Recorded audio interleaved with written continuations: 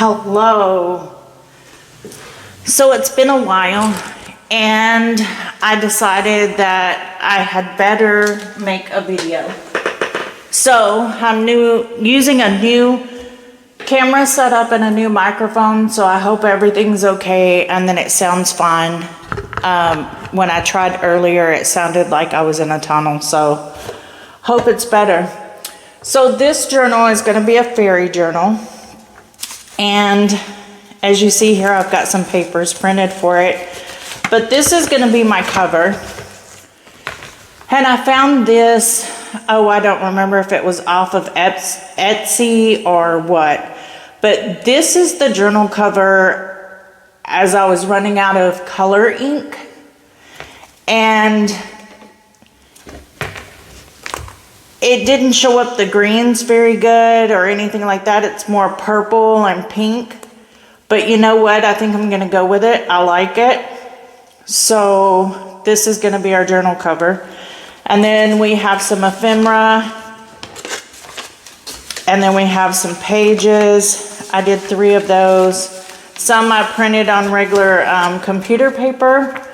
And some I printed on coffee stained paper to give it that older look. And then my ephemera I did on craft cardstock.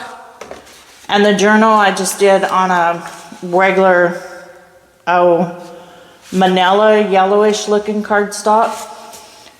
I like to try to give different looks.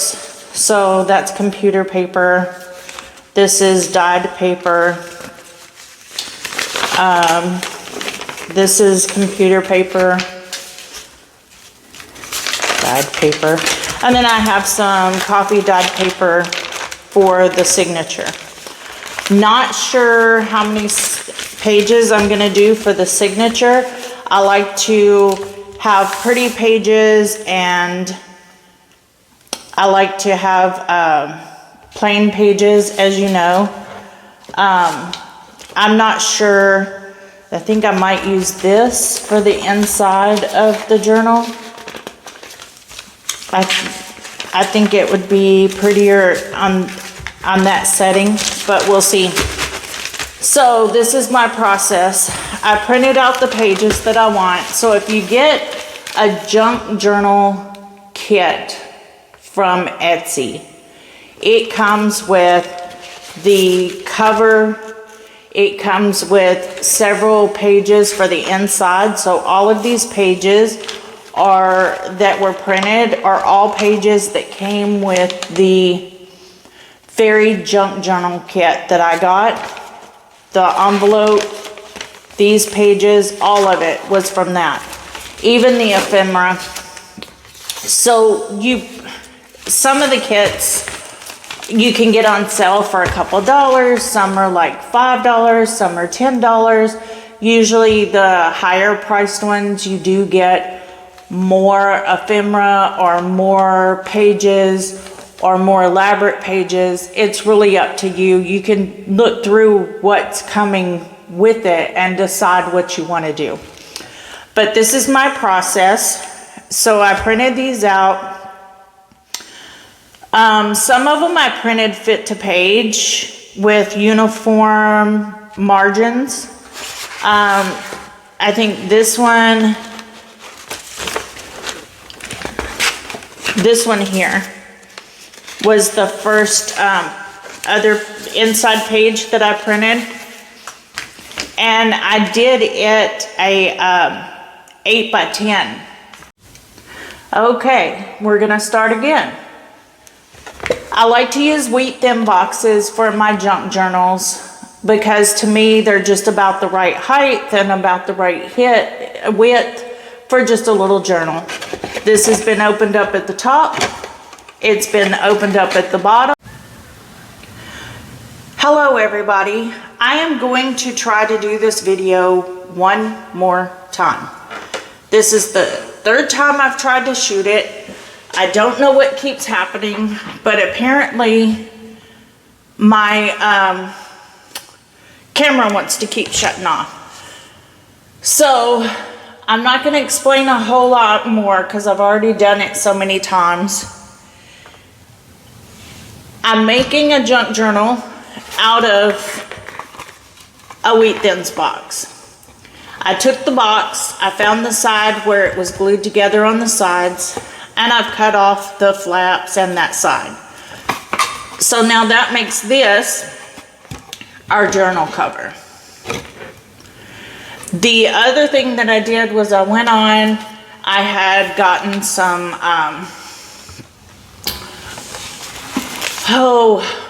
a junk journal kit from somewhere online. I think it was Etsy.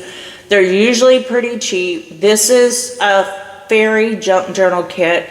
Comes with a cover, inside pages, and ephemera.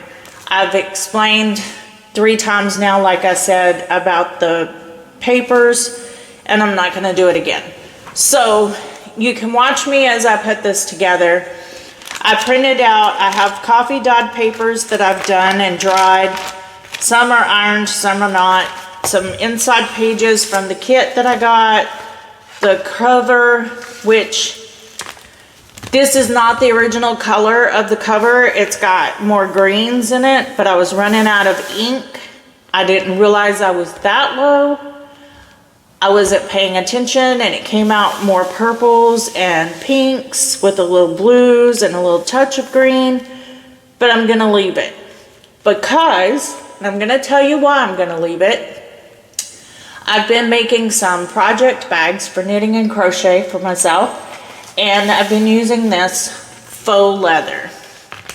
And I think that that's perfect to cover this spine with this faux leather and then have this up against it on the sides. Because once I really don't want to make this small of a journal. I want it to be larger.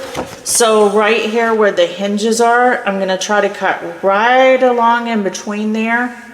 And I'm gonna put this on the front and this on the back, and we're gonna have that faux leather in between. If it doesn't look good, I can always change it and do something else. So for right now, that's what I'm going to attempt to do, as long as I can keep the camera going. So there's actually just a little black line that goes down there that looks like the stitching, like it does on either side, just a little smaller. And this is probably not going to be perfect, but that's what I'm following right along there. There. Probably not a perfect straight line, but you know what? It's a junk journal. I don't care. Myself, I don't care. So this is about the same height. So what I'm gonna do to start with here is I'm gonna cut off this manila looking craft cardstock from the journal. And this is just me having fun, making a junk journal. I haven't junk journaled in quite a while. I have not even... So this is faux leather that I've been using on the bottom of my project bags. I'm actually gonna do this. Smoosh it out with your finger. Lay it down, take your scraper, and run it across.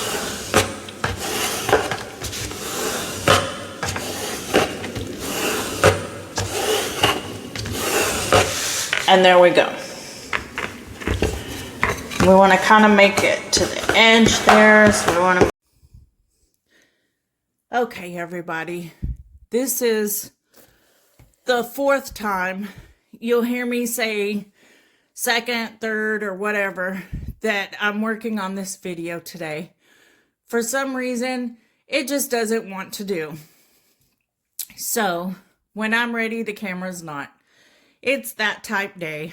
But I do have the cover glued down. I've got the faux leather on the spine. I've got the front and the back glued on. I may need to come back in here. If you can see, it kind of pokes up a little bit on the edge there. So I either need to trim that down or add some more glue, which I'm probably going to add some more glue right there on the front and the back. And then I'm going to come through and trim up these edges. And I'm not sure if I want to leave that like that or if I want to put something over it. So I think it depends on if I get some more glue on there, how it does. Especially on this back piece. That's the one that's the worst. The front piece is not bad. It's just on the top and bottom. Well, really just on the bottom. A little bit in the middle. Just kind of lift it up. Glue on a paintbrush or something like that. I don't know how I'm going to do that. Probably just like so. And then rub it down again. I don't know how long this is going to actually run this time. So it's kind of iffy, but you can see, let me fix a light there so you can see a little better. You can see I'm not doing anything real technical here. I just want to put some glue on that edge because whenever I glued it down, I did not go to the edge all the way.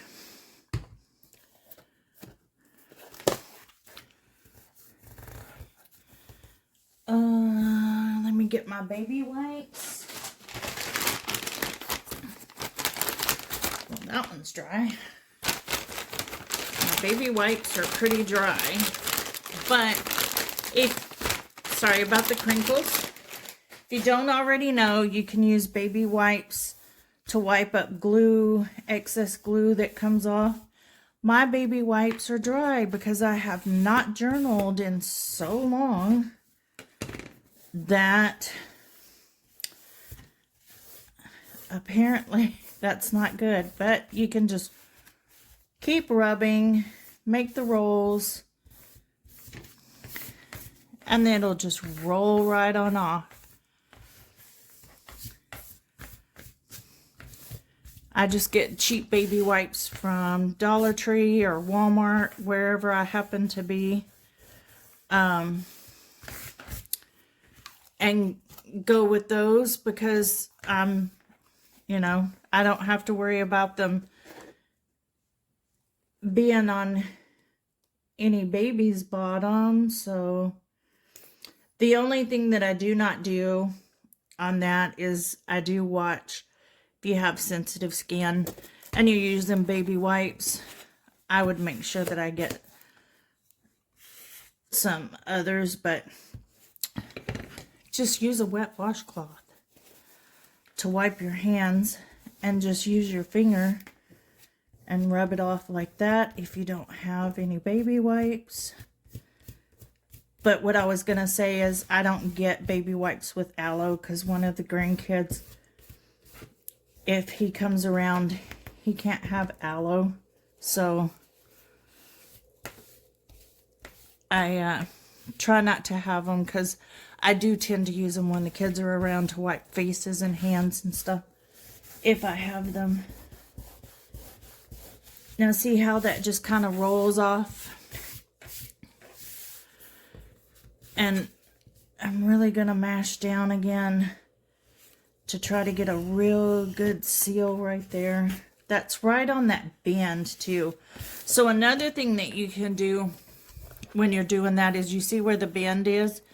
You can always see how the faux leather goes past the bend. I did that on both sides just a little bit, just so you can, I don't know if you can really see it. And then that way when you're putting the journal cover on, it's on the faux leather. But if you can see, it matches up just inside that bend on the front and the back. The back one kind of lined right on the bend, so that made it a little more difficult to want to lay down. But that's something you can watch for. But I think that gives that a nice little look. I don't know.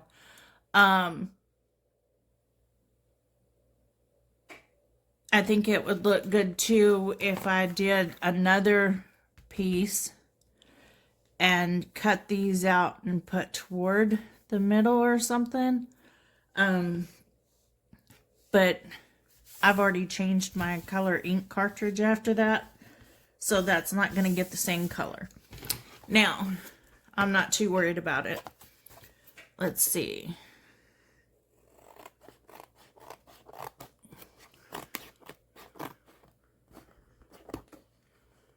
I'm also not too terribly worried about the fact that this is not exactly even. I'm not that type person. If you are, you can lay it down and even it up. I did like the other opening. I think you saw me earlier trim that just a little bit to even up. I don't mind doing that part right here, because it was pretty bad. Like this one here is not quite so bad. There is some yellow showing through from the box. So I'll go through, take that off. But this, whenever there's still a little bit there. When I did the cutting of the pieces off, it did pretty bad. Now, I'm not going to worry about any more of it. Now, there we go. So, that's done. I'm going to try to do my best at editing. I'm not very good at editing, so you can see the other parts of the video throughout. Like I said earlier, I have all these pages here. And I do have a page that I printed that I think would be pretty as the inside cover and the back cover right here. So what I'm going to do here is trim off this white part of the paper. So I only have that pretty picture. If you wanted to, you could leave the white part of the paper. You could color it in with, oh, I don't know, ink or put something on it to make it pretty. But I personally am going to cut this picture up. So I really don't want to deal with it.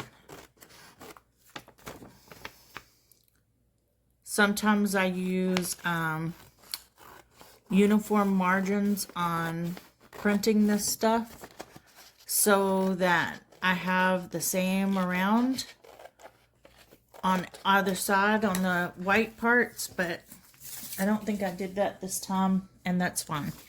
So now you can see the size of the picture compared to the page. Now what's going to happen here is the mushroom is already cut off on this side and not on this side. And when I cut this page to kind of fit, if I lay it here edge to edge and I look to where the bend is going to be, it's going to be right here. I really don't want that. I would like it if the bend is going to be where the butterfly is by itself. Or, because on the front, I would like this to be the front right here. And I'm thinking about cutting it off to where I want it. or doing it edge to edge here, trimming it at the bend right there, just before the bend, and then starting it again at the bend here and kind of letting it like flow through that way. I'm not sure how I want to do that. I do know I want this to be the inside of my cover.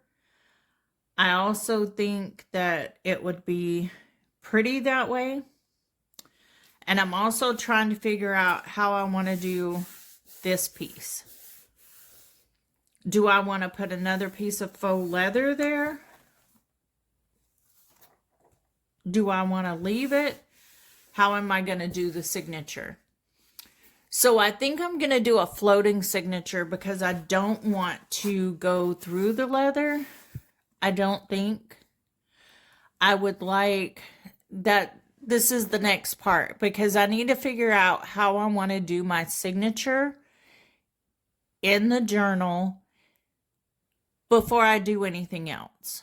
Because if I don't want to float the signature, I can go ahead and put this on. I could probably do it anyway, but I don't trust myself because if I'm going to float the signature, then that means taking a piece of cardstock and cutting it the same width, putting my signatures onto that cardstock, and then gluing that down on here, and then going from there. And I'd like to cover up the edges if I do that.